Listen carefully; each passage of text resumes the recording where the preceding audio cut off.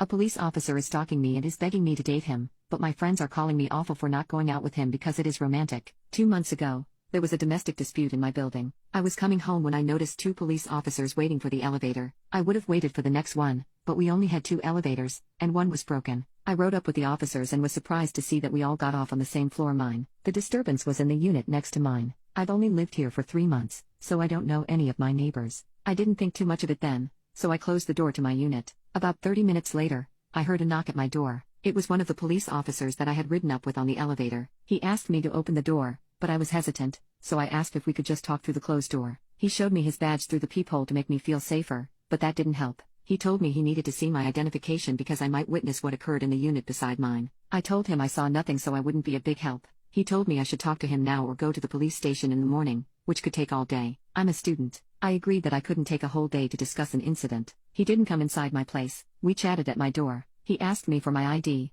so I gave him my driver's license. He wrote down my information, my number, and told me he would be in contact. 2 days later, I spotted him at my building after coming home from class. He asked me how my neighbors were doing, and I said fine and tried to get into my building. He stopped me and said he thought he and I had chemistry the night we met and asked me out. I told him I had a boyfriend, lie, and sidestepped him into my building. The next day, I got a call from my grandmother. She tells me that a nice police officer came by and asked me very personal questions. The person she described sounds exactly like the police officer who asked me out. My license has my grandmother's address. I lived with her before and haven't had time to change it. At this point, I was freaking out. I told her not to talk to him or answer the door if he returned. I was walking home from class 2 weeks ago and jaywalked to get to my building.